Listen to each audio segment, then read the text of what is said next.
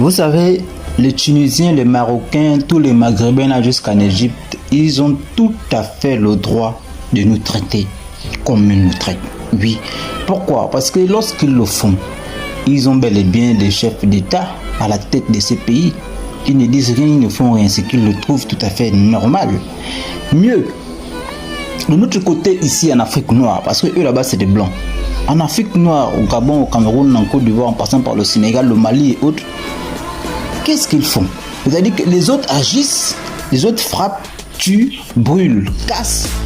Nous sommes encore au niveau des discours. Vous voulez discuter quoi? Les amis, dans la vie, le respect ne respecte que le respect. La force ne respecte que la force. Dans cette histoire, c'est comme le challenge du Gabon. Vous tirez, on tire. Oui, dans cette histoire, c'est ainsi qu'on doit répliquer. Vous tirez, on tire. Ils sont tentés de casser, brûler. Tous ceux, en tout cas, tous les Noirs qui sont là-bas chez eux. On doit également faire pareil. Parce que les Noirs qui vont chez eux, en général, d'accord, sur 100%, il y a au moins 70 à 80% qui vont pour y faire des études.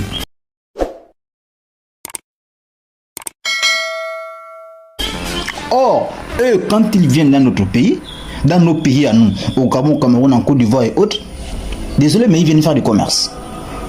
Ils ont des gros magasins chez nous, des énormes magasins dans tous nos quartiers, tranquillement. Ils vendent, personne ne vient faire du bruit, personne n'essaie de venir les faire peur, de casser quoi que ce soit. Alors qu'ils sont extrêmement insolents, ils passent leur temps à insulter, à coucher nos soeurs, nos mères, d'accord, à faire rentrer des drogues chez nous. Ils sont là au calme, on les traite en prince, en roi. Mais nous, on va faire les études chez eux. Et en plus, les étudiants qui vont chez eux, mais ils payent leur maison, ils payent le courant. C'est-à-dire qu'ils participent même au PIB de leur pays. Mais marquez ça, regardez. Comment on peut faire la chasse à l'homme dans un même continent? Nous sommes tous africains. Comment est-ce que l'Africain peut être pourchassé, opprimé, subir la xénophobie chez lui, sur sa propre terre? Mais nos amis, les Tunisiens, les Algériens et autres Maghrébins, mais si vous n'êtes pas africain, si vous vous sentez tellement supérieur, si vous êtes, je sais pas moi, vous êtes tellement condescendant, vous êtes sûr que vous n'êtes pas noir, vous êtes de la race supérieure, ok. Mais dans ce cas, prenez la carte du monde, découpez-la, enlevez votre carte, d'accord, de notre continent noir, parce que l'Afrique, c'est le continent des Noirs. Allez donc ailleurs, vous pouvez même partir, je sais pas moi, en Europe, en Amérique, en Asie. Mieux, je vous conseille de partir directement en Russie. C'est le pays le plus vaste, le plus énorme de ce monde, c'est la Russie. Ils pourront peut-être vous donner le côté là où il y a beaucoup de glace. Vous pourrez l'habiter là-bas, puisqu'en fait vous êtes blanc. En animaux, vous pourriez peut-être supporter ce froid-là. Ne nous fatiguez pas en Afrique, dégagez d'ici. On ne vous a jamais demandé de rester chez nous. Allez-vous-en, c'est notre continent. Dans ce cas, vous foutez quoi ici? Peuple africain, le respect ne se quémande pas. La liberté ne se quémande pas. Le respect s'arrache, la liberté s'arrache. D'accord? Donc, pour que ces gens-là puissent nous respecter, ils tirent, on doit également tirer. Ils ramassent les armes, on ramasse les armes. Ils insultent, on insulte. Ils frappent, on frappe. Ils brûlent, on brûle. C'est la seule manière d'équilibrer les choses. C'est la seule façon de faire en sorte de les regarder en face et de se respecter enfin. Arrêtons les discours, ça ne sert à rien du tout de vouloir faire des discours. Tout ça, pour moi, ce sont des conneries. Ils cassent, non? Ils brûlent, n'est-ce pas? On doit également faire pareil chez nous. Vous allez voir. On va même pas faire 2 heures de temps. Les choses vont se calmer et vont rentrer dans les règles. Voici ce qu'on appelle la Tunisie. On dit que nous sommes venus en aventure, non? Regardez. Regardez. Vous allez dire que vous êtes en aventure. C'est vous qui allez nous appeler pour dire que envoyez-moi l'argent, envoyez-moi l'argent. Regardez. Regardez ce qu'on fait. Regardez comment on fait. Tout ça, c'est à cause de Paul Biya. Donc maintenant, comment tes enfants souffrent dans les pays des étrangers. Regardez comment on souffre dans le pays des Arabes. Regardez. Vous-même, regardez. Appelez-moi Paul Biya. Appelez-les ici, là. Regardez comment tes enfants souffrent. Tout ça dans le pays des Arabes, ils n'ont même pas l'argent, regardez, regardez, on nous met dehors, regardez, regardez, on nous met dehors, comme ça, et puis on paye la fin du mois chaque jour.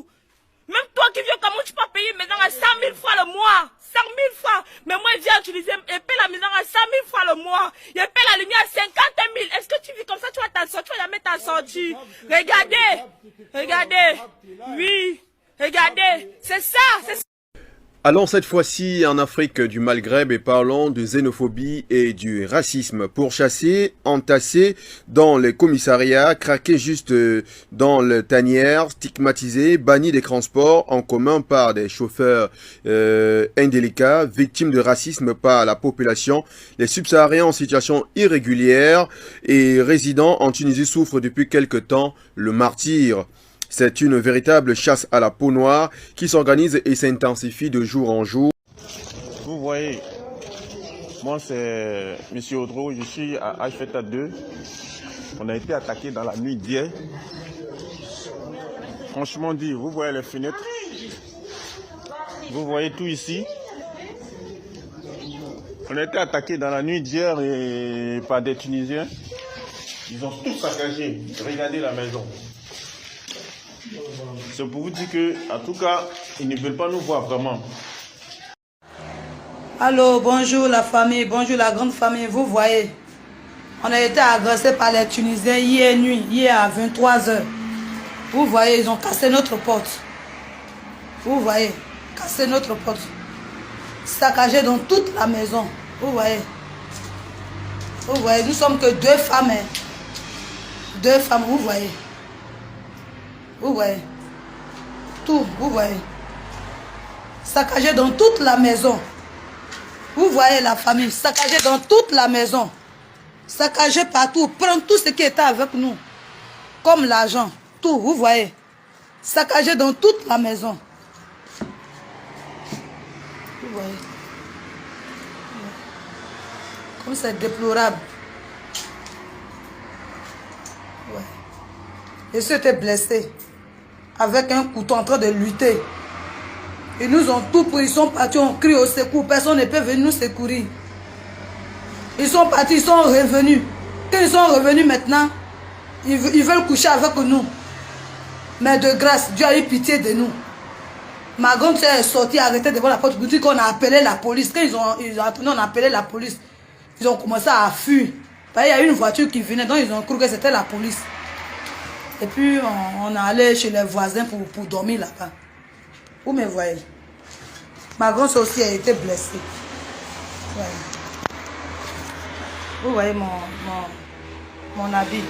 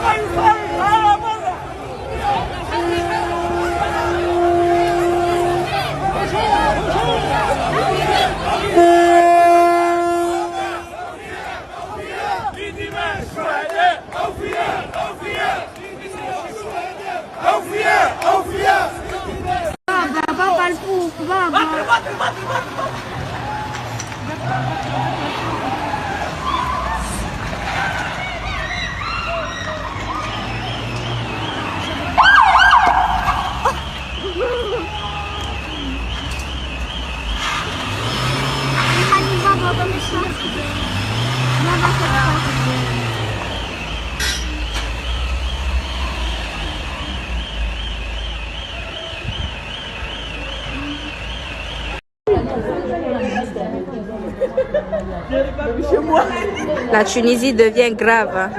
Ils sont en train de faire la marche contre les Noirs. Regardez ça. Regardez ça. Contre les Noirs. Contre les Noirs. Regardez-nous ça. Hein? Regardez-nous ça. Regardez. Contre les Noirs.